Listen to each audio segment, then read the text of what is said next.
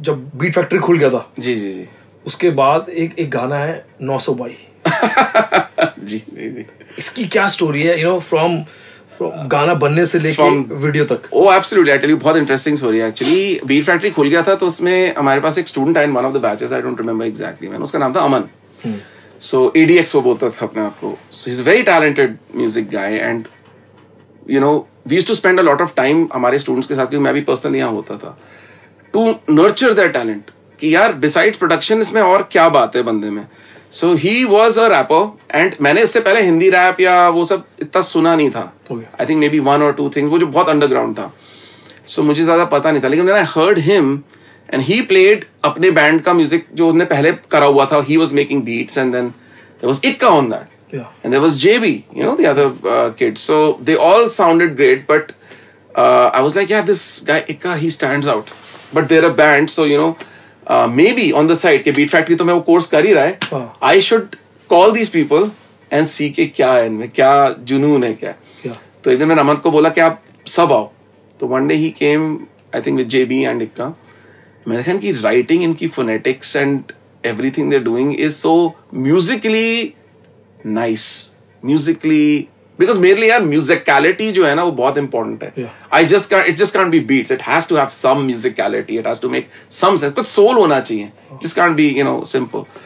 so I thought that जो भी वो कर रहे हैं उसमें खाना के एक musicality है, एक वो है। तो that's where I said कि हम ये तो कर ही रहे हैं। I was planning to start my own label called Beat Factory Music, and I had signed Neha Bhasin, who's now very popular, I had signed a guy called Nick, एक बंदा था Rana, used to work with Mika, I signed him।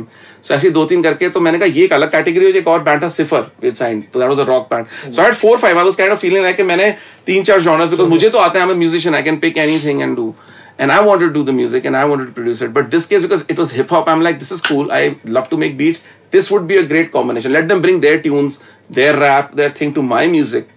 जैसे बाहर की rap production होती है मैं वैसे करना चाहता हूँ, जहाँ पे क्या होता है, there's no compositional work। I have already made some beats in music on my MPC, which is an authentic, hip hop piece। तो लोगों को पता नहीं था, लोग आके देखते ये MPC ये क्या है, फिर उनको पूरी हिस्ट्री बताता कि हिस्ट्री बनी इस पे हिप हॉप की। लोगों को पता नहीं था इंडिया में कि SP1200 क्या होता है। तो मुझे बड़ा मजा आता था इन लोगों, तो वो फिर और एक्साइट होते थे। So I used to make beats live, and then मैं कहता था मेरे को तुम ये मत समझो कि I am some kind of a boss or something। मैं यहाँ कुक करूंगा चीजें, I will play keyboards, I will play guitar, I will play things, I'll get saibal and whatever, and if you like something and you're vibing, spit a verse on this। तो वो live ही यहाँ पे वो एक reaction था to my work, and then I react back to them। so that was the great energy that I found। they instantly started reacting। ऐसा भी हो सकता था that they didn't like my music and I was totally okay। ऐसा नहीं हुआ actually।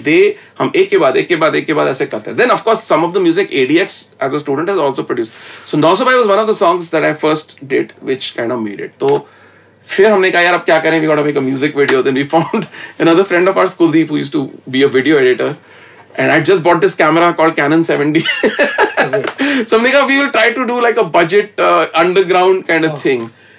and then किसी मेरी neighbor है यहाँ पे नीरू मेहता, वो खुद भी आर्टिस्ट है, तो उन्हें मेरा घर बन रहा है ऊपर, जगह खाली है, तो मैंने कहा हमको रॉ सा कुछ बैकग्राउंड चाहिए, तो कहते हैं shoot over there. So I said great. अच्छा हाँ, तो some part of the video we shot there, then तो इट वाज लाइक अपने फ्रेंड से फेवर्स लेके बनाते हैं ना जैसे, तो वैसे वीडियो बन गया and at 0 budget then it came out and थोड़ा सा शुरू हुआ वहां से। वो बहुत अभी भी लोग फैंस सुनते हैं वो गाना, उसके बारे में बात करते हैं। मुझे लगता है कि मेरा जो पर्सन होता है, एक तो गाना बहुत मुझे बैंगर लगा था जब मैंने सुना था, और मुझे ग्राफिक्स उसमें अच्छे लगे थे, क्योंकि उस टाइम पे इतने ग्राफिक्स मतलब हिप हॉप सीन में नहीं था कोई। हाँ, नहीं दैट्स ऑल कुलदीप, बिकॉज वो मोशन ग्राफिक्स वगैरह करता था। आई वाज आल्सो उस टाइम में क्या कर रहा था कि I had started a loop company called Bollywood sounds. तो मैं ये बीट्स जो बना रहा था सब कुछ, उसको मैं एज पैक्स भी रिलीज कर रहा था। So, I was trying to keep a safeguard business model in case the tracks don't work, my loops can work for people। हाँ, कोई तो वो प्रोड्यूसर लूप्स करके एक बड़ी कंपनी है, उनने पकड़ लिया कि यार ये इस कैटेगरी का, इंडियन कैटेगरी की चीजें चाहिए वेस्टर्न ऑडियंस में। तो वो बिजनेस भी एक्चुअली साइमल्टेनियसली थोड़ा सा शुरू हो गया था। I started making my beats into loops, so some I used, some I put, some I used and put out because I owned the publishing। So I got to learn about business of music, So, yeah. Great, but sir, the song was amazing। Thank you। फिर आप as a musician काम करके फिर आपने खोला beat factory. जी जी जी।